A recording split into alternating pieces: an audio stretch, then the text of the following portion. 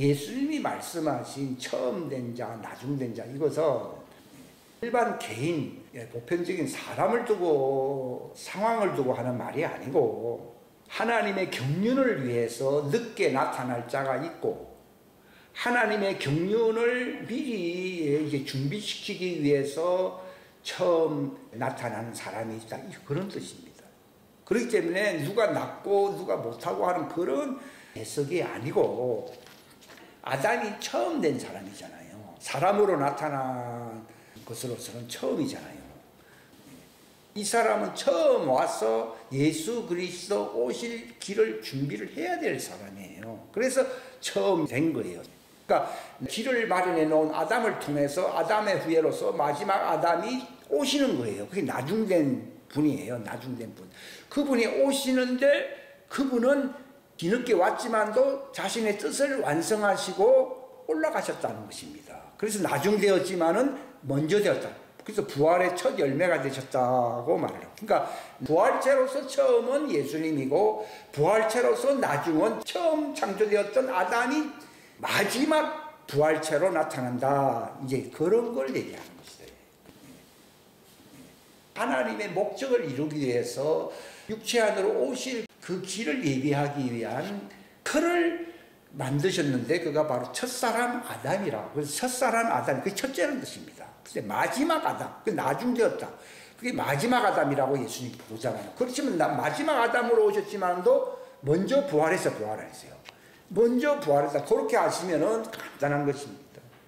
이것은 누구는 뭐 늦었기 때문에 필요 없다는 게 아니라 그들도 처음에 한 것은 그 길을 예비해야 되기 때문에 아담도 하나님의 목적을 위해서 크게 쓰임받은 하나의 그 예비자들이다. 이렇게 볼 수가 있는 거예요.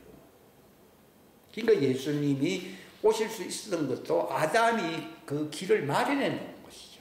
그러니까 누가복음에 나와 있죠. 아담이 누구라고 하다가 나중에 누구를 통해서 예수님이 오셨다 이렇게 나와 있잖아요. 그러니까 그 앞에 있는 수십 대의 그 과정이 필요하다는 것을 얘기하는 거예요. 그러나 죽은 자 가운데서 부활한 것은 그분이 오셨다가 얼마 안 있어서 부활하셨잖아요. 이것은 훨씬 나중에 오신 분이시지만도 죽은 자 가운데서 가장 먼저 부활의 첫 태생이 되셨다라고 골로새서 1장에 나와 있습니다. 그렇게 알면은 그 제목을 이해할 수가 있습니다. 우리 그래서 한번 창세기 2장부터 읽겠습니다. 주 하나님께서 땅의 흙으로 사람을 지으시고 생명의 숨을 그의 콧구멍에 불어넣으시니 사람이 살아있는 혼이 되니라. 주 하나님께서 동쪽으로 에덴의 동산을 세우시고 자신이 지은 남자를 거기 두셨으며 또 주 하나님께서 땅으로부터 보기에 아름답고 먹기에 좋은 모든 나무가 자라나게 하시니 그 동산의 한가운데는 생명나무와 선악을 알게 하는 나무도 있더라. 그러니까 하나님이 이제 자기의 일을 구체적으로 또 본격적으로 시작하시는 것이 이 아담을 만드신 거예요. 그러니까 아담은 그 이전에 지은 하늘도 있고 땅도 있고 태초에 다 뭘 만들어 놓았잖아요. 그 아담을 위해서 다 있는 거예요. 사람들은 자기 존재 가치를요 만물보다 못하다. 물론 나쁜 짓을 했으니까 그렇게 생각하는 것도 이해는 되지만요. 아담 한 사람을 위해서 천지를 만들어 놓았고 다 만드신 거예요.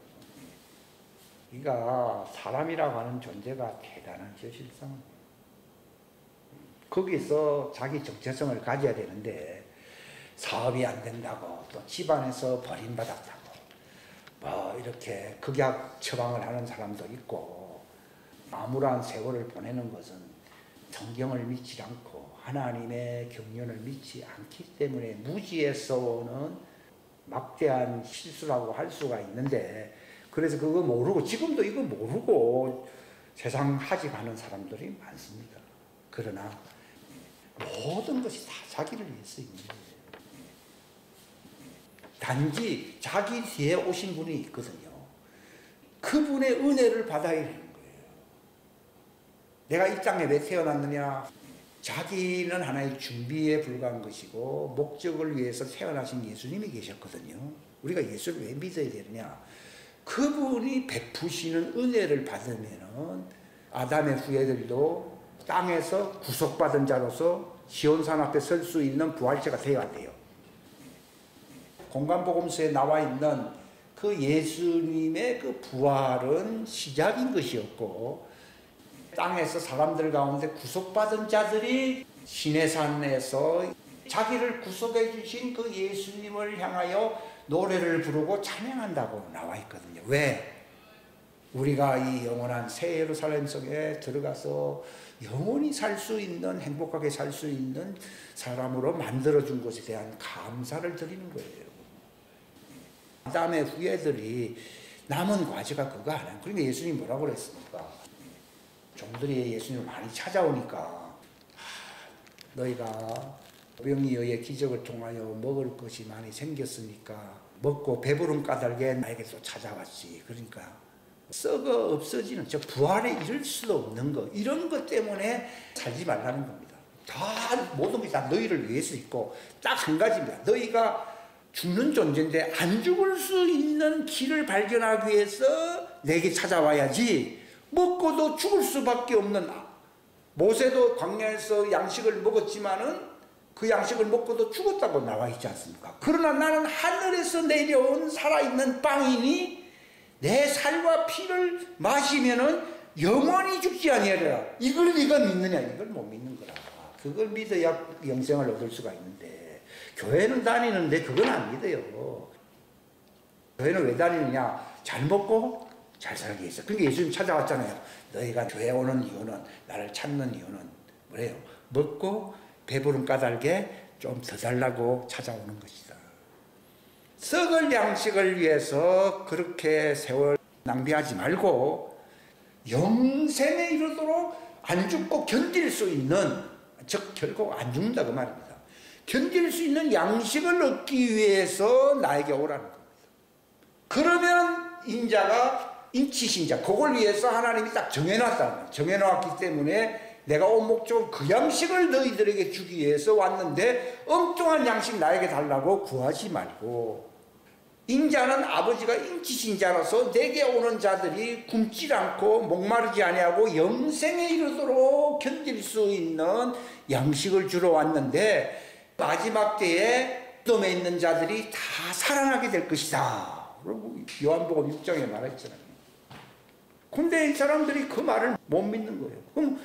근데 저들은 하도 열심히 일을 하면 성공할 줄 알고, 그럼 어떻게 열심히 일을 하면 됩니까? 그러니까 일할 건 없고, 뭐가 일인가 하면은 바로 내가 그 양식을 주기 위해서 온 분임을 믿으라고 돼 있는 거예요. 근데 그걸 안 믿는 거라. 그걸 안 믿고 율법적으로 뭔가 열심히 해보려고 하거든요. 그러니까 너희 이런 썩을 양식 얻기 위한 그런 일이 아니고, 내가 바로 영생에 이르도록 너희들에게 그 양식을 주기 위해 하늘에서 내려온 살아있는 빵이라고 하는 사실을 믿는 것이 하나님의 일, 너희가 해야 할 일이다 라고 요한복음 6장에 기록되어 있잖아요. 근데 그걸 안 하는 거예요. 하나님의 자녀는 처음에는 그걸 믿죠. 믿는데 그분의 분신이 돼버린 거예요. 예수님의 살과 피를 먹는 걸로 끝나든, 그걸 먹는 건 종들이고, 그걸 먹는 정도가 아니라 그분의 몸에 뭐가 된다고요? 지체가 돼버리는 거라. 이게 복음이에요. 하나님이 자녀라 그러면서 성공한 거 자랑한다면 그건 자녀가 아닙니다. 아직도 복음을 모르는 것입니다. 복음을 안 사람은, 종들은 그분의 살과 피, 그분의 말씀을 믿으려고 힘쓰는 것이 너희 일이라고 예수님이 말씀했잖아요. 믿고서 이제 주님이 나타나실 때에 너희 죄를 씻어준다고 돼요. 완전히 씻어줄 때에 너희가 부활체가 된다 라고 하는 그 믿음을 갖고 있어야 되는 거라. 근데 그거 믿음 가진 사람은 별로 없습니다. 없고, 하나님의 자녀라고 하는 사람들도 그런 믿음 안 가지고 있으면서 하나님의 자녀라고 생각하는 사람들도 많습니다. 하나님의 자녀는 어느 수준이냐? 성령 안에서 먹고 마시는 사람, 영생의 양식을 날마다 먹고 마시는 사람이에요. 성령 안으로 침례를 받은 사람은 그의 몸에 분신이 되었고, 성령 안으로 침례를 받음으로 우리가 그분의 양식을, 음료수를 마시게 되었다라고 나오잖아요. 항상 양식이 넘쳐서 그분의 몸의 분신으로 성령과 함께 있다. 성령님은 그 진리를 알려주고 내가 그 진리를 받아들이는 것이 양식이거든요.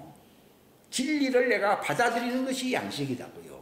그걸 항상 하고 있으면요, 그는 죽지 않고 살아서 영원히 나를 믿는 사람이다 라고 말을 하고 있습니다. 예수님 자신도 내가 아버지의 말씀을 그걸 지킨다는 겁니다. 지킴으로써 죽음을 영원히 보지 않는다라고 요한복음 8장에 말을 하고 있지 않습니까? 근데 하나님은 이 일을 기필코 마지막 때입니다. 이 일이 초창기에는 안 이루어집니다. 그러나 하나님의 뜻은 분명하다는 걸 알려주려고 아담을 흙으로 만들었지만도 하나님이 입술을 가까이해서 숨을 불어넣어 가지고서는 완전히 육체를 벗어난, 육체를 초월하는 살아있는 혼이 주체가 되는 부활체로 만들어 놓은 거예요.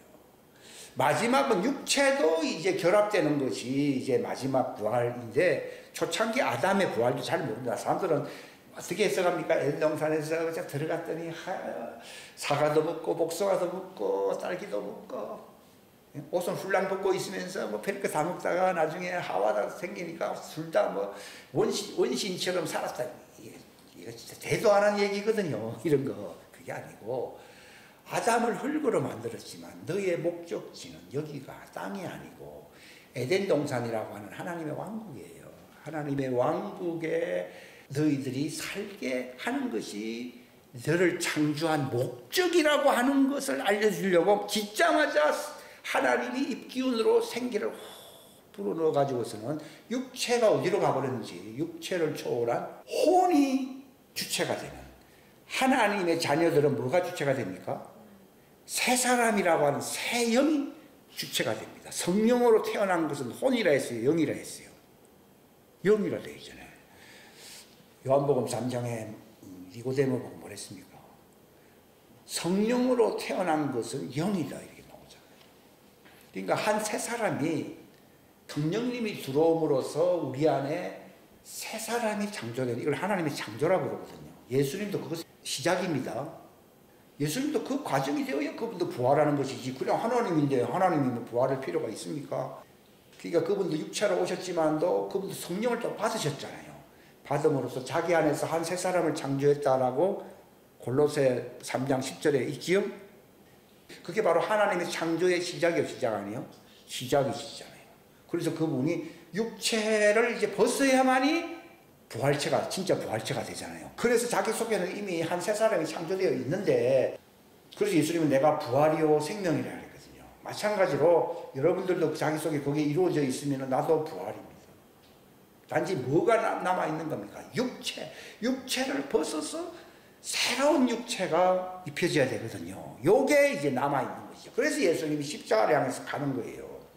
우리 보고 십자가 지고 나를 따라오라 하는 이유가 뭔가 하면요, 내 속에 부활체로서 완전한 새 사람이 속사람으로 자리 잡고 있지 않는 사람에게는 십자가를 진다는 말하고 아무 상관이 없어요. 그 사람은. 그 사람 광야로 가야 돼요. 광야로 가야 되고, 우리는 바로 뭘 받는다고요? 십자가를 지고 자기를 부인하고 따라간다는 말은 육체를 부인해야 된다는 겁니다. 왜냐하면 네가 육체를 벗어야 된다는 겁니다. 우리는 다 이 땅에 있으면 육신적인 삶을 많이 살아야 하잖아요. 화나고 이런 거 다 이거 전부 썩내는 것이 하나님의 의를 이루지 못한다는 말은 육체의 속성으로서 화를 잘 내거든 사람들이. 그게 다 육신의 일이에요. 자기를 부인하고 자기 십자가를 진다는 말은 이 껍데기를 벗는 거예요. 예수님도 내나 죄 있는 육체의 모양으로 입으셨기 때문에 그분도 이걸 벗기 위해서 실제로 대속 제물로서 십자가를 지고 가고 있어서 안 가고 있었어요. 가는 것이 그분에게는 기쁨일까요? 안타까움일까요? 기쁨이죠. 육체를 벗어버리고 이제 새로운 생명이 부활체로서 아버지께로 가야 되죠. 이 육체 갖고는 아버지께로 못 가잖아요. 이걸 벗으려고 십자가를 지고 가는데 왜 나낙네들이 찾아와가지고서 눈물을 흘리고 그러니까 예수님이 좋아했습니까? 썩물로 가라 그랬습니까? 썩물로 가라는 거예요. 우리는 무슨 영화 볼 때 예수님이 십자가에 눈물 짜고 저도 옛날에 그랬거든요. 야, 내가 완전히 헛발질했네. 그분은 자기의 즐거움을 위해서 앞으로 가고 있지 안 가고 있어요. 가고 있는데 그 가지 못하도록 계속 육체나 입고 있으소라고 말하는 것도 같은 것이거든요. 근데 그거는 앞에 있는 즐거움이라고 되어 있지 고달픔이라고 얘기하고 있지 않습니다. 그걸 위해서 기쁨으로 가고 있는데 왜 아남네들이 많이 나타나가지고 전부 육신적인 생각으로서 동정을 하잖아요. 그런 값싼 동정을 예수님이 받기를 거부했던 겁니다. 그런 거 눈물 흘리고 싶으면 네 지옥 갈 네 아들, 딸, 자녀들을 위해서 눈물 흘리라고 얘기했습니다. 나를 위해서는 울지 말라고 되어 있습니다. 그게 왜 그렇습니까? 그분은 바로 육체를 벗어버리고 육신의 새 부활체로 3일 만에 부활해야 되잖아요. 그분의 즐거움은 아버지께로 가는 것이 즐거움이에요. 왜냐하면 창세 이전에 아버지와 함께 가졌던 즐거움은 천지의 속에서의 즐거움입니까? 천지가 없었던 아버지 안에서의 즐거움이었습니까? 창세 이전에 아버지와 함께 누렸던 그 영광으로 나를 또 영광스럽게 하옵소서. 그게 부활체가 되는 길이거든요. 그래 부활체가 되면 아버지께로 가는데 그 즐거움은 과거에 자기가 육체로 오기 이전에 아버지 안에서 누렸던 영광이거든요. 그 영광을 부활체로서 이제 가지게 된다는 것은 굉장한 것이거든요. 이건 하나님의 왕국이 이루어지는 거예요. 그것 때문에 예수님이 가고 있는데 아이고 우니까 값싼 눈물을 흘리지 말라는 거예요. 우리도 지금 너무 값싼 눈물을 많이 흘린 거예요. 이게.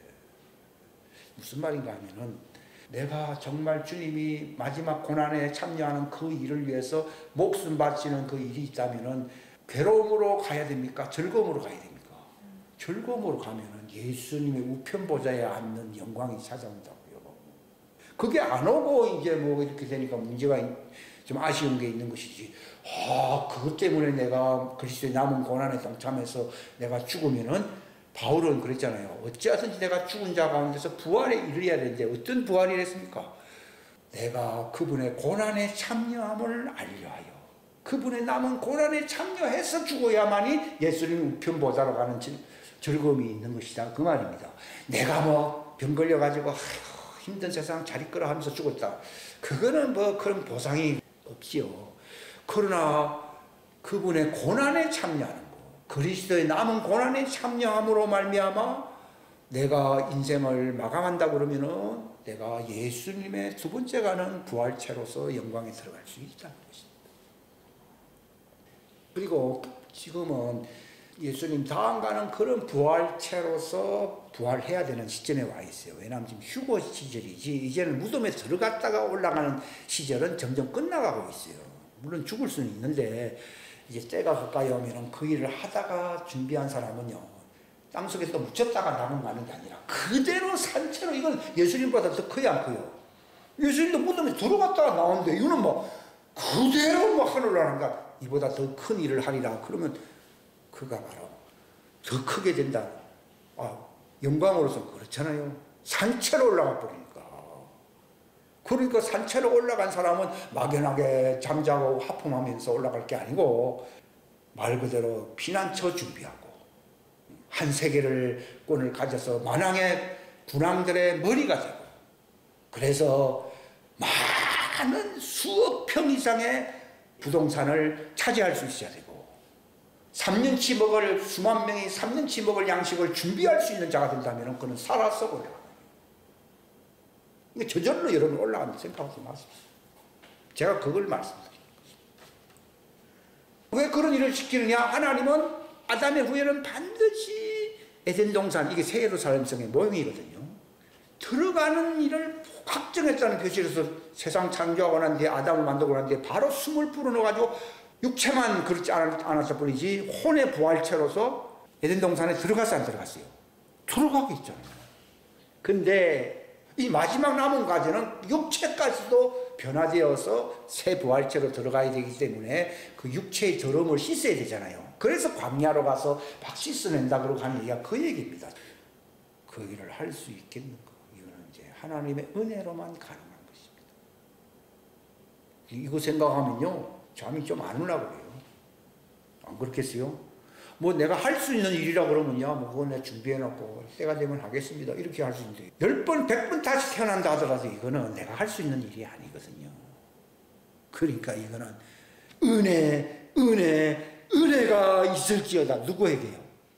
대제사장 여호수아가 아니라 누구에게 은혜 세 번은 강조한 있을지어다. 누구에게요? 수룹바벨. 수룹바벨은 하나님의 아들을 상징합니다. 통치자라는 뜻이거든요. 여호수아는 대제사장이라는 말은 그건 섬기는 종들을 얘기하는 것입니다. 그러니까 항상 두 증인이 나오잖아요. 수룹바벨과 대제사장 여호수아. 그러면서 하나님이 항상 수룹바벨 보고 얘기하잖아요. 저 대제사장 여호수아는 더러운 옷을 입고 있다. 그에게 흰옷을 깨끗한 옷을 입혀라. 이걸 뭘 얘기하는 겁니까? 마지막 영원한 복음을 전함으로써 그들에게서 샘물이 광야에서 솟아나야 솟아남으로써 그들이 더러운 옷을 벗고 흰옷을 입어 그들이 종들의 부활체로 새 예루살렘 성에 들어간다는 것을 미리 스가랴 3장 전체를 다 얘기하고 있는 거예요. 그리스도의 남은 고난에 참여할 스룹바벨을 통해서 여호수아가 흰옷을 입고 새 예루살렘 성에 들어갈 것을 예수님 오시기 전 400년 전에 미리 예언을 해버린 겁니다. 그러니까 스룹바벨에게 이런 일이 이루어지기 위해서는 스룹바벨은 자기 힘으로 안 되기 때문에 뭐가 있어야 된다고요? 은혜가 스룹바벨에게 있을지어다 하는 말은 자기를 위해서 은혜가 있다는 겁니까? 여호수아에게 흰옷을 입혀서 하나님의 뜻이 이루어져야 되는 것입니까? 뜻이 이루어지는 일에 크게 쓰임받는 자가 스룹바벨이에요. 지금 마지막 시대가 스룹바벨 시대예요. 그러니까 스룹바벨의 왼쪽 세 줄기가 있고 오른쪽에 세 줄기가 있고 거기서 올리브 나무에서 기름이 흘러나와야 하는 그게 에스겔 또 스가랴 4장에 가면서 나오잖아요. 참 대단하지 않습니까? 성경 말씀이요. 그러니까 만약에 여호수아 같은 아담의 후예들이 흙으로 빚은 자들이 새 예루살렘 성에 들어가도록 하나님이 확정 짓게 하려고 아예 에덴에 들어갈 수 있도록 숨을 불어넣어버렸잖아요. 그것이 내 뜻이라고 집어넣었는데 자기가 적응을 못하는 거예요. 왜 그렇습니까? 여기는 영계의 세계고 자기는 흙에서 와서 살았어요. 자연계에서 온 자가 영계 속에서 적응하는 게 쉽지 않습니다. 그러나 일단은 목적이 이것이라는 것을 창세기 2장에서 미리 못을 박아버렸잖아요. 근데 이것이 마지막에 22장, 21장에 가보면 딱 그들이 그 영계의 새 예루살렘 성의 왼편 보좌에 딱 앉아있어, 안 앉아있어요.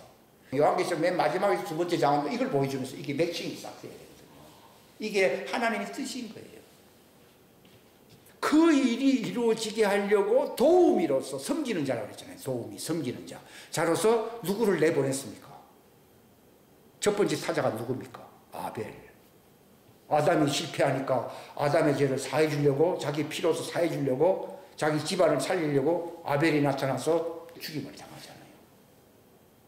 그러니까 하나님의 아들들이 나타난 이유는요, 도우미로서 종들이 목적에 이르게 하려고 그 길을 마련하려고 그 중보노로서라도 그 죽잖아요. 예수님도 중보자로서 돌아가셨잖아요. 그러니까 죽기 위해서 태어난 거라고. 그 형제들을 위하여 목숨을 버리는 자가 하나님의 아들이라고 나오잖아요. 요한일서에 보면요. 종들이 안 죽는 것은 당연합니다. 그들은 뭐 중보 역할을 하려고 태어난 건 아니니까요. 그러나 예수님은 뭐랬습니까? 나는 섬김을 받으려고 세상에 온 게 아니다. 그 말은 나는 예수님이니까 그러지 아니요. 마찬가지. 너희들 나를 따라오라고 했지 않았어요. 그거는 일반 민중들 보고 한 얘기입니까? 예수님 제자들 보고 한 말입니까? 십자가는요, 민중들 보고 한 얘기가 아니에요. 그것은 종들에게는 해당 안 됩니다. 어떤 면에서 보면요. 이건 하나님의 자녀들, 예수님과 같이 섬기려고 하는 도우미로서의 삶을 살려고 하는 사람들이 자기를 부인하고 자기 십자가를 져야 된다는 거예요. 즉 육신적으로 사는 것은 자기를 위해서 사는 거거든요. 이걸 육신적인 자아를 다 벗어버리고 그리스도의 남은 고난에 동참한다 이런 말을 많이 하잖아요. 그 말뿐이 대부분요. 말뿐이고 현실이 안 된다는 데 이게 문제. 이게 현실이 된 사람들이 어떤 일이 일어납니까? 마지막 때에 피난처가 마련되고 3년 이상 먹을 양식을 준비할 수가 있어요. 여러분, 흙으로 지은 자연계에서 창조된 하나님의 종들이 영계에, 거기는 영계와 자연계가 서로 조화가 되는 곳이 하나님 왕국이라 했잖아요. 그곳에 들어가게 하는 것이 하나님 뜻이 아니라면 아담을 아예 지지도 않았습니다. 내 마음이 아프다라고 예수님이 성령님을 근심시키려 이런 얘기를 하잖아요. 그건 다 목적이 있기 때문에 그런 것입니다. 그러니까 하나님의 자녀는요, 목적 없이 태어나질 않았습니다. 그 릭 조이너 목사님이 쓴 갑자기 이름이 생각해요. 뭐 그런 책이 있어요. 그 보니까 자기 집 앞에 있던 거지가 천국에서 그 예수님이 보좌가 있는 곳에서 막 절거하고 기뻐하면서 이러길래, 그 릭 조이너 목사님은 항상 그 천국에 과거에 많이 갔다 온 분이거든요. 어찌된 일입니까? 어떻게 거지가 저기 있느냐 그랬거든요. 그러니까 네가 직접 만나서 한번 물어보라 해가지고 그 이름은 내 생각이 안 나는데, 그 거지가 릭 조이너 와가지고서는 내가 누군지 아시겠죠? 그러니까 처음에는 몰랐는데 가만 보니까 어떻게 해서 여기 왔느냐. 그냥 저절로 온 건 아니죠. 제가 사명을 감당해서 여기 왔다고. 그 사명 감당이 놀란 거죠. 뭐가 사명 감당해서, 아니 거지가 무슨 사명 감당할 일이 뭐 있겠어요? 하나님이 그를 거지를 보낸 거예요. 저주받아서 거지가 된 사람도 많지만도 그런 그 저주받은 거지들을 구원하려고 파송된 거지가 있어야 안 있어요. 그는 하나님의 아들이었는데 거지를 구원하고, 몇 사람, 몇 명 구원했냐, 한 사람. 그 정도로 그 쉬운 일이 아닙니다. 한 사람 구원한다는 게.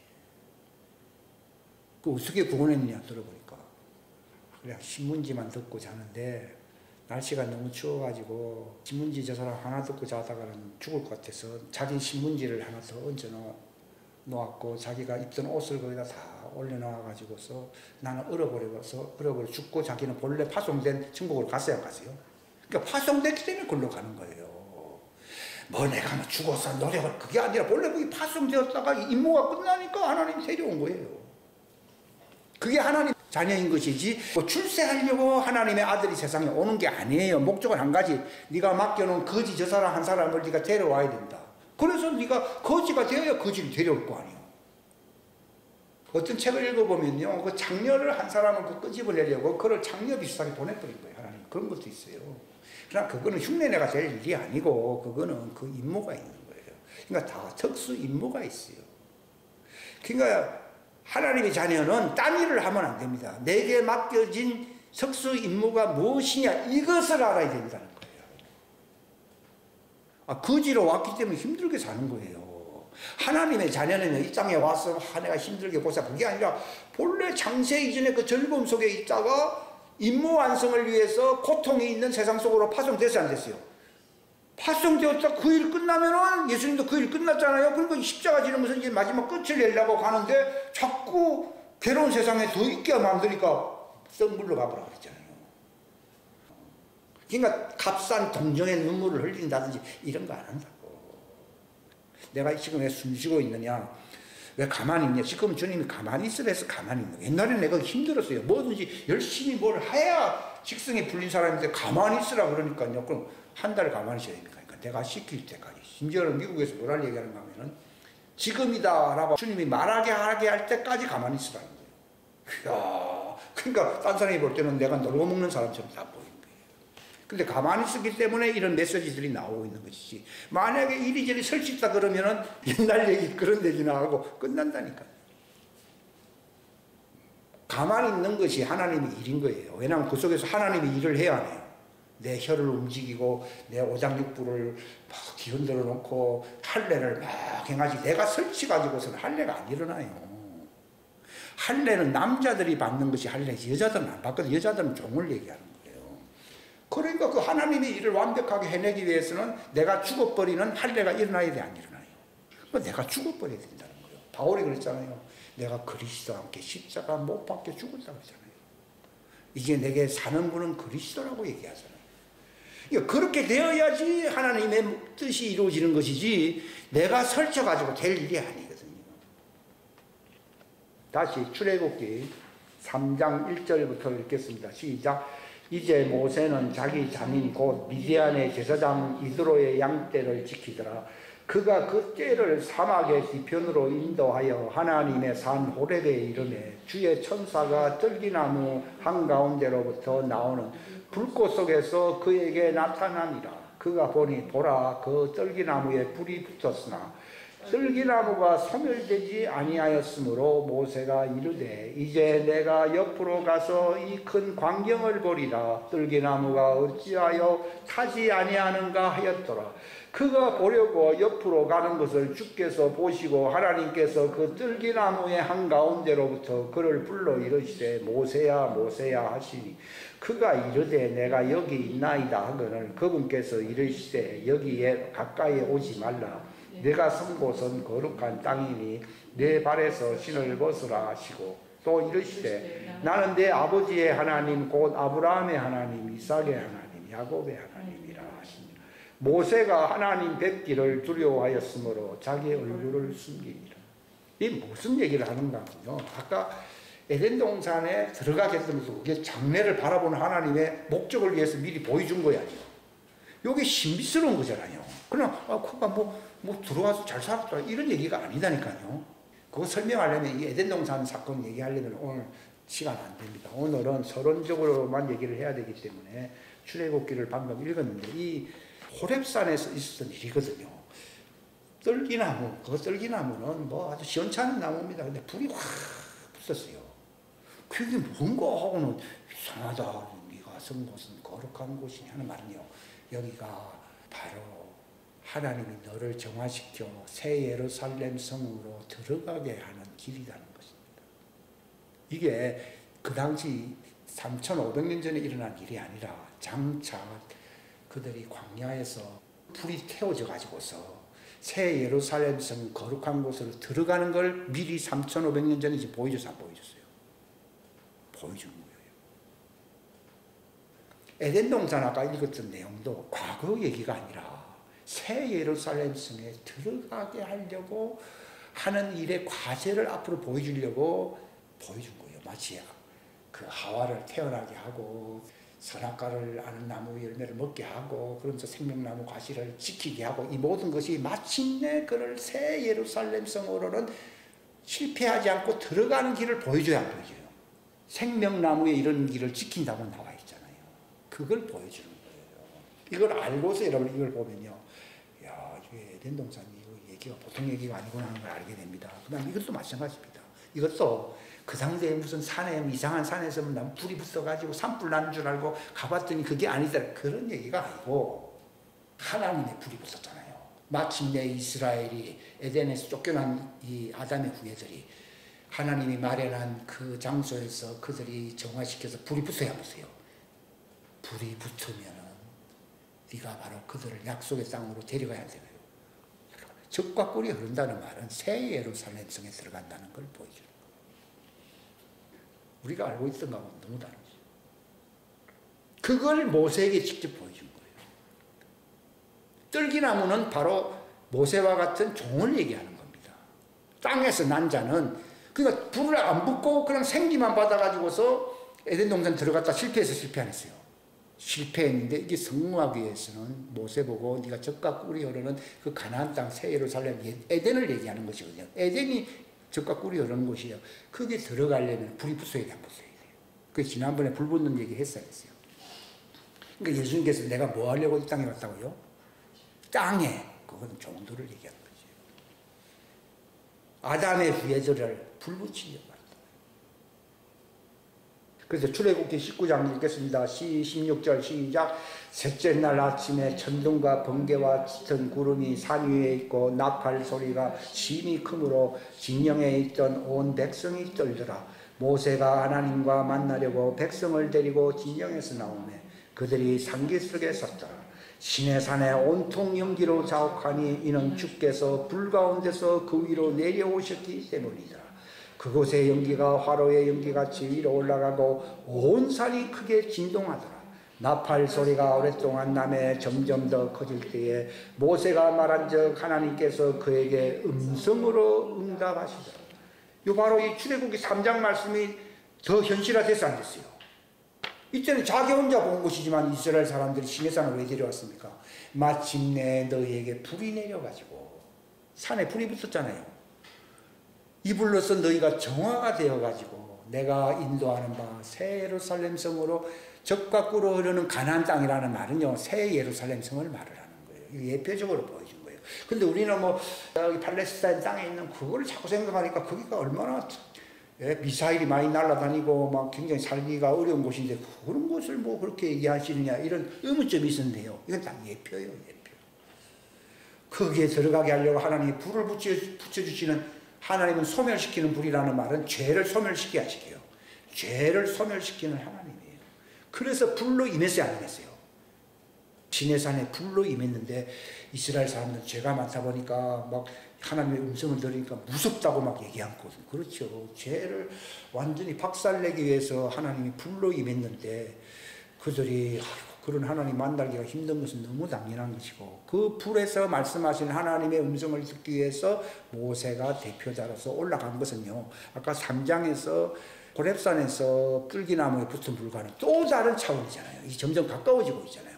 근데 이 불의 역사가 지금 마지막 때는 광야 예비처로 가서 불로 그들을 정화시키게 하시게요.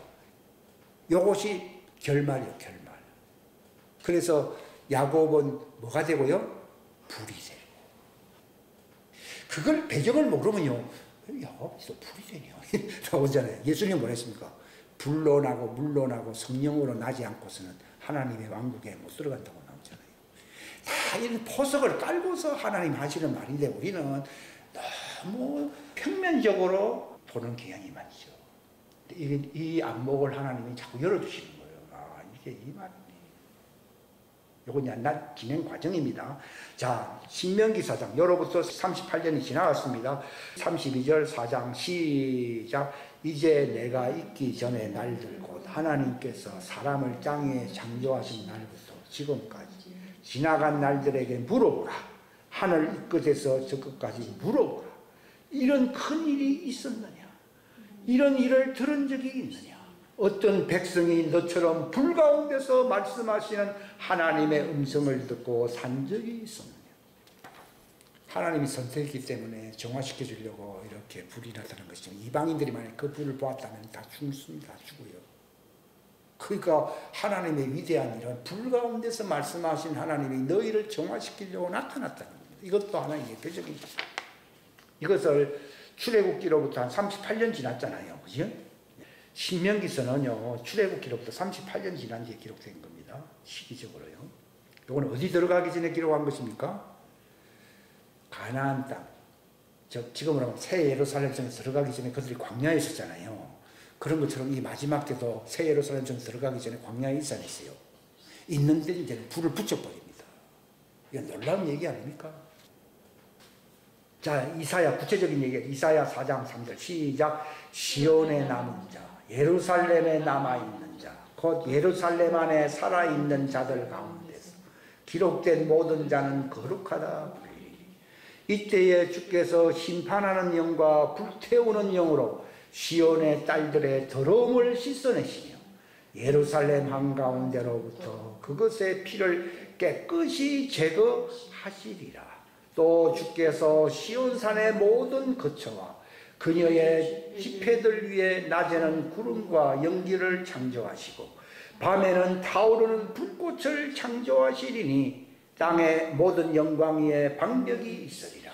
또 장막이 있어서 낮에는 열기를 피하는 그늘이 되며 폭풍과 비를 가리는 피난처와 은신처. 여기 피난처, 이게 마지막 때 이사야서가 예언한 거예요. 그들이 광야 피난처에 가서 그들이 죄가 씻겨지는 것입니다. 그래서 그들이 거룩하다고 불려지는 거죠. 그런데 지금은 거룩하지 않습니다. 왜냐하면 새 예루살렘 성에 들어갈 준비를 해야 되기 때문에, 또 이사야가 주전 700년 전에 벌써 예언을 한 겁니다. 아까 신명기전 주전 1400년경에 말씀하신 것이고요. 이건 700년경. 자, 이사야 10장 16절 시작. 그러므로 주 곧 만군의 주가 그의 살찐 자들 가운데 야위하게 하는 것을 보내며 불이 붙는 것 같이 그의 영광 밑에서 불이 붙게 하리라. 이스라엘의 빛은 불이 되며 그의 거룩하신 이는 불꽃이 되리라. 그것이 하루에 그의 가시와 찔레를 태우고 여기 가시와 찔레는요, 쭉정이들과 가라지들을 이 가시와 찔레 이런 걸 표현하거든요. 다 태워버리는데 그들은 불타버리지만 이스라엘 사람들은 불이 타서 거룩하게 돼야 돼요. 불이 된다 이게. 불이 탄다 안 하니까 불이 돼버리는 거예요. 그 다음에 요셉과 그 예수님은 불꽃이 불꽃아니에요. 불꽃이다. 자, 예레미야 50장 이것이 이루어지는 것을 그들이 알게 될 때 어떤 고백을 하느냐. 50장 4절 시작. 주가 말하노라 그날들과 그때 이때입니다. 이스라엘 자손이 유다 자손과 함께 오되 그들이 가면서 울고 그들이 가서 주 자기들의 하나님을 구하리라. 그들이 자기들의 얼굴을 시온으로 향하게 하고 그 길로 가는 길을 물어 이르되 오라 우리가 결코 잊을 수 없는 영원한 언약으로 스스로 주와 연합하자 하니라. 이게 뭡니까? 언약을 맺었다는 말이 무슨 말입니까? 그들이 불이 되었다. 불로서 정화되니까 이제는 꺼지지 아니할 영원한 언약으로 우리가 시온산으로 간다고 얘기를 하는 거예요. 그들이 눈물이 바뀌고 기쁨이 되는 됩니다. 불태우면서 소망인 그 새 예루살렘 성으로 간다는 것을 얘기하는 거예요. 놀라운 얘기죠. 이것은 주전 500년경에 기록이 된 것입니다. 그 다음에 주전 여기 한 450년경에 한 얘기가 이제 에스겔서인데요. 다 같이 읽겠습니다. 시작. 그럼에도 불구하고 그 자손들이 내게 반역하여 사람이 행하면 그 가운데서 살게 될 내 법규. 여기 보시오. 그 가운데서 살게 될 내 법규라는 말은 그 율법을 받았을 때 그들이 불러서 정화가 돼야 돼요. 정화가 되면은 구원을 받는 거예요. 그 가운데서란 불 가운데서 살게 될, 그러니까 내 법규 안에서 걸어야 되는데 그들의 불이 꺼져서 안 꺼졌어요. 불이 꺼진 거예요. 그 성전 안에 보면은 그 불을 피우잖아요. 그 등불을 반드시 꺼지지 말게 하라는 말이 있어요, 안 있어요? 있잖아요. 그게 바로 언약의 불. 율법이 언제 그들에게 구원이 되는가 하면 불이 붙었을 때예요. 근데 다시 여기 에스겔 20장 처음부터 읽겠습니다. 그럼에도 불구하고 그 자손들이 내게 반역하여 사람이 행하면 그 가운데서 살게 될 내 법규 안에서 걷지 아니하며 내 판단의 법도를 지켜 행하지도 아니하고 내 안식일을 더럽힘으로 그때 내가 말하기를 내가 광야에서 그들에게 내 경노를 부으며 그들에게 내 분노를 이루리라 하였노라. 그러므로 나도 그들에게 선하지 아니한 법규와 그들이 행하여도 살지 못할 판단의 법도를 줬노라. 그러니까 살지 못한다는 말은 불이 꺼져서 안 꺼졌어요. 불 꺼지니까 율법주의가 되는 거예요. 율법이 선하며 거룩하며 의로우며 하는 말이 있지 않으세요? 이게 내가 불이 붙으면 내가 거룩하게 되어서 새 예루살렘에 들어갈 수가 있는데 이게 꺼져버린 거예요. 근데 그래서 그대로 성전 지을 때 절대로 불을 꺼뜨리면 안 된다라는 얘기예요. 그 촛대를 보면 촛대에 불이 붙어 있잖아요. 촛대에 불이 꺼지면 안 된다는 거예요. 왼쪽에 있는 세계는 율법과 관련된 것이거든요. 그러니까 율법도 거룩하며 의로우면서 하는데 오늘날 율법이 하나의 의문법으로 전락해버린 이유는 불이 꺼져서 그래요. 불이.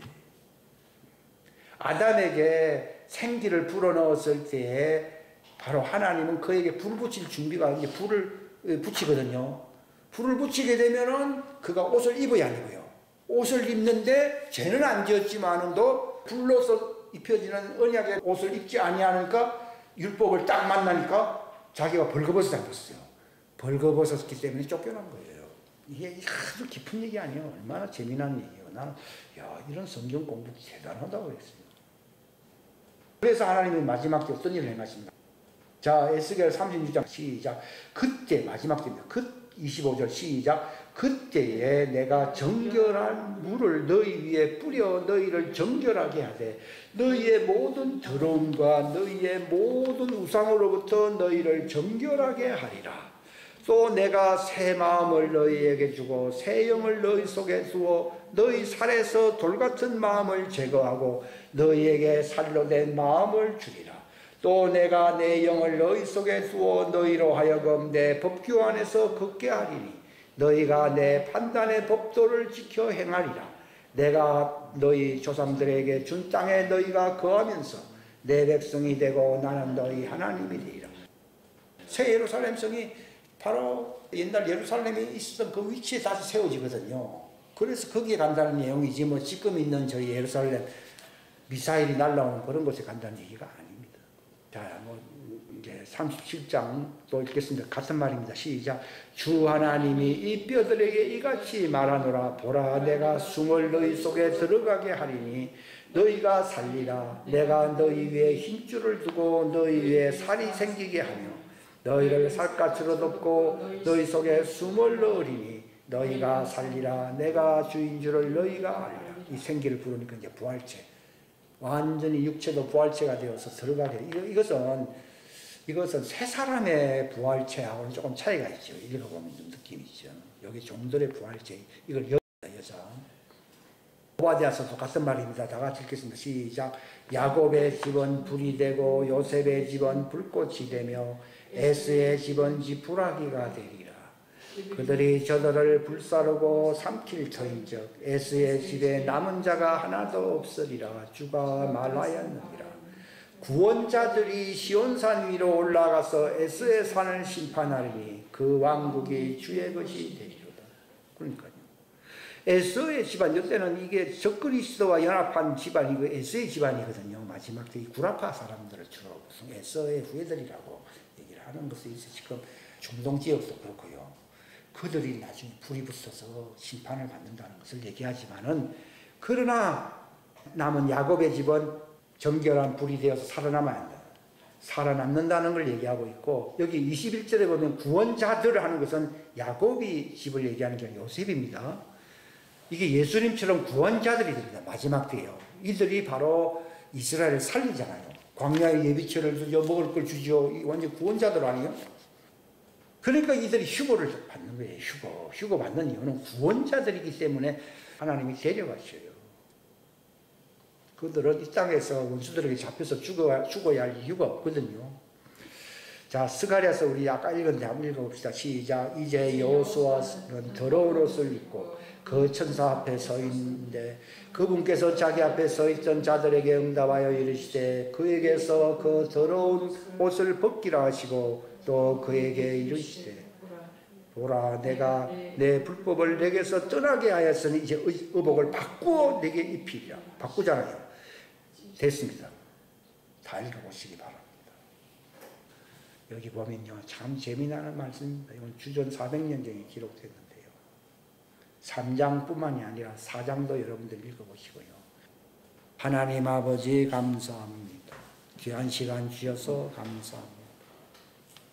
이 처음에 지은 아담의 후예들을 마침내 나중에 되게 하시려고 하나님께서 예수님을 보내셨고 그 제자들을 이 땅에 보내셨습니다. 그러므로 처음 된 자는 마지막 때에 주님 지상재림할 때에 그들이 완전하게 되는 것이고, 그러나 구원자로 나타난 예수님과 그 후예들은 후에 나타난 자들이지만 먼저 된다고 예수님이 말씀을 하셨습니다. 이것이 하나의 차별적인 어떤 등급을 말씀하시는 게 아니라 하나님의 왕국의 완성을 위한 그 필수 과정을 예수님께서 짧은 말로 우리에게 요약해서 말씀하셨습니다. 우리로 하여금 이 마지막 때에 이제 완성될 그 야곱의 후예들로 채워질 이 하나님의 왕국의 완성을 하나님이 목도하고 바라보고 계십니다. 그들을 향하여 휘파람을 부신다고까지 스바냐 3장에 기록되어 있습니다. 하나님 마음속에 예비하셨던 그 아담의 후예들을 왜 창조하셨느냐? 그들이 하나님의 이름 때문에 마지막 때에 그들이 이제 처음 된 자로서 마지막 때에 완성되게 하시는 하나님의 크신 역사를 우리로 하여금 하나님의 경륜의 길을 보게 하여 주옵소서. 처음 된 자가 나중되었기 때문에 그 중간 과정에 나타나신 하나님의 아들들 구원자들이 있습니다. 그들이 다 도우미로서 그 역할을 감당했기에 그들은 그 역할을 끝남으로 나중되었지만 먼저 올라가는 것이고, 아담은 마지막 때에 이 구원자들을 통해서 완성되기 때문에 나중된다고 예수님이 말씀을 하신 것입니다. 이것은 하나님의 경륜의 완성을 말씀하시는 것입니다.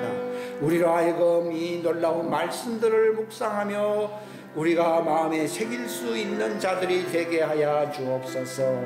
감사하고 예수님의 이름 받들어 기도하옵나이다.